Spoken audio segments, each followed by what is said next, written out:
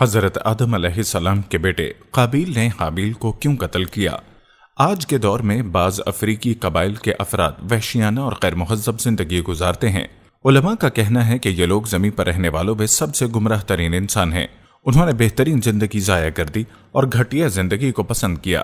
تہذیب و تمدن کا آغاز انسان کی ابتدائی افزائش سے ہے، اس لیے ہر انسان کی فطرت میں تہذیب کی سوجھ بوجھ موجود ہے۔ بہرحال آدم علیہ السلام کے بعد انسانی مخلوق کی تعداد روز بروز بڑھتی چلی گئی اور انسانی کمزوریوں کی بنا پر گناہ شروع ہو گئے۔ زمین پر سب سے پہلے ہونے والی معصیت قابیل کے ہاتھوں اپنے بھائی حابیل کے قتل کی صورت میں سامنے آئی۔ اللہ تعالیٰ نے قرآن مجید میں قابیل اور اس کے بھائی حابیل کا قصہ بیان کیا ہے۔ قابیل قرخت اور درشت طبیعت کا مالک تھا، جبکہ اس کا بھائی حابیل رحم دل اور نرم طبیعت کا مالک تھا۔ قابیل کھیتی باڑی کرتا تھا اور حابیل مویشی چراتا تھا۔ حابیل کے دل نرم ہونے کی ایک وجہ اس کا بکریاں چرانا تھا، کیونکہ ایک چرواہا اپنی بکری کو بھوکا دیکھ کر اس کو چارہ کھلائے بغیر نہیں رہتا، نہ ہی وہ کسی بکری کو پیاسا دیکھ کر اسے بھول جاتا ہے۔ اپنے جانوروں پر اس کی طاقت سے زیادہ بوجھ بھی نہیں ڈالتا۔ بنی نوع انسان کی تعداد میں اضافے کے لیے اس وقت ایک ایسا قانون تھا جو اب حرام ہے، اور وہ بہن کے ساتھ نکاح۔ چونکہ اس وقت کے سابق لوگ آدم علیہ السلام کی حقیقی اولاد تھے اور آپس میں بہن بھائی تھے، اس لیے اس وقت کی شریعت کی روح سے قابیل اپنے ساتھ جڑواں پیدا ہونے والی بہن کے سوا کسی دوسری بہن سے شادی کر سکتا تھا، اور اسی طرح حابیل بھی اپنے ساتھ جڑواں پیدا ہونے والی بہن کے علاوہ کسی دوسری بہن سے شادی کر سکتا تھا۔ اس کی صورت یہ تھی کہ قابیل کی شادی حابیل کی بہن سے ہو اور حابیل کی شادی قابیل کی بہن سے، لیکن ہوا یہ کہ حابیل کی بہن خوبصورتی میں قابیل کی بہن سے کم تھی، اس لیے قابیل نے حابیل کی بہن سے شادی کرنے سے انکار کر دیا اور اپنی جڑواں بہن سے شادی کی خواہش ظاہر کی۔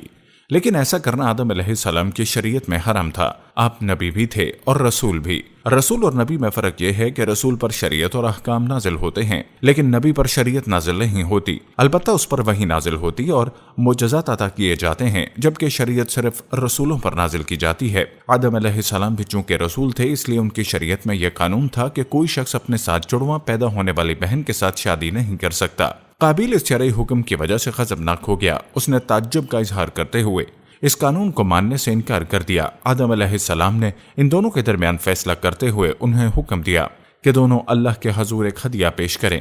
ہدیہ اس جانور کو کہتے ہیں جسے اللہ کے نام پر ذبح کر کے فقراء میں تقسیم کر دیا جائے۔ اس سے مقصود اللہ کے لیے اپنی نیت کو خالص کرنا ہوتا ہے۔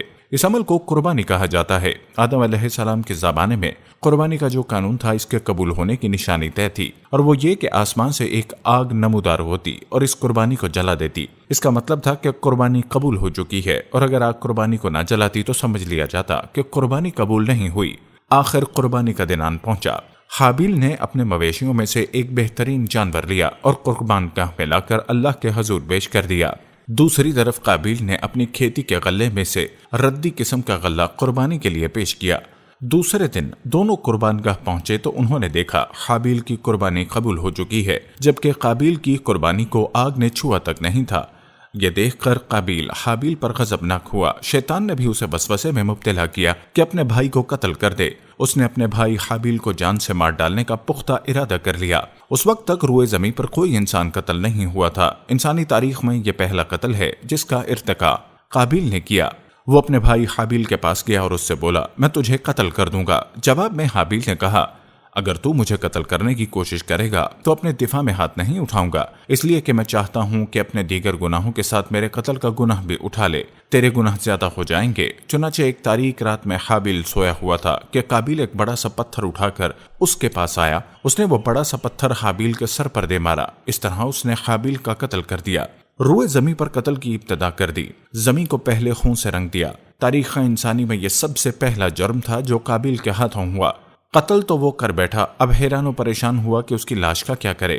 اس وقت نسل انسانی موت سے بھی دوچار نہیں ہوئی تھی۔ آدم علیہ السلام کی اولاد میں سے اس وقت کوئی فوت نہیں ہوا تھا، اس لیے قابیل کو معلوم نہیں تھا کہ مردے کے ساتھ کیا کیا جائے۔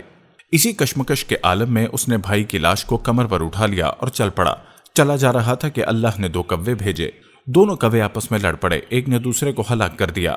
اب زندہ جو مٹی کھودنے لگا، اسی طرح اس نے ایک گڑھا تیار کر لیا، مردہ کوے کو اس میں رکھا اور اوپر مٹی ڈال دی۔ اس طرح قابیل کو دفن کرنے کا طریقہ ہوا۔ اس نے بھی گڑھا کھودا اور حابیل کی لاش کو اس میں دبا دیا۔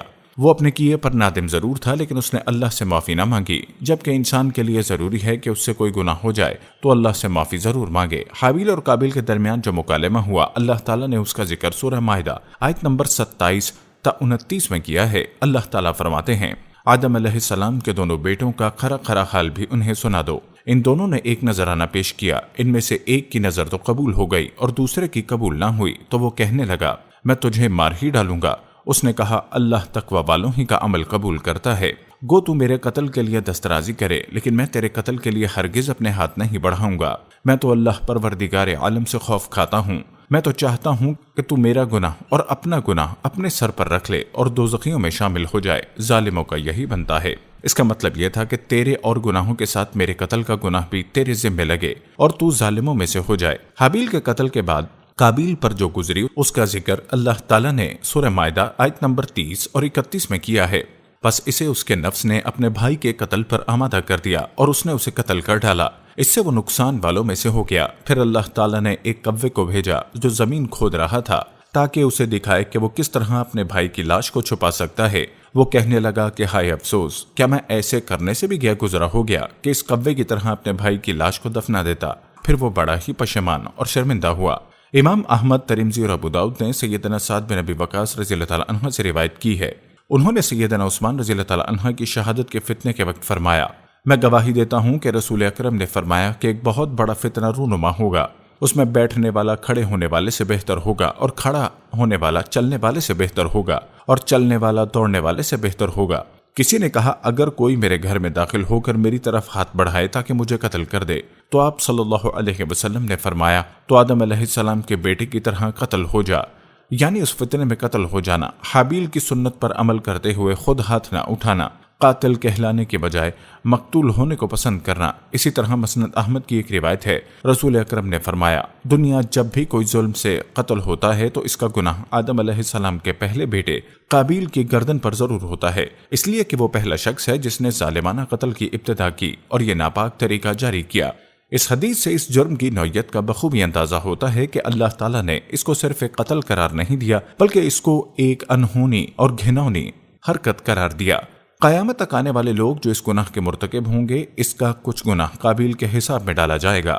حابیل کو قتل کرنے کے بعد قابیل نے اپنی بیوی کو ساتھ لیا اور دور دراز نرم زمین کے پاس جا کر رہائش پذیر ہو گیا اور آدم علیہ السلام کے سامنے تک نہ ہوا۔ آدم علیہ السلام پہاڑوں کے قریب ایک بستی میں رہ رہے تھے، یہ ان سے بہت دور جا بسا تھا۔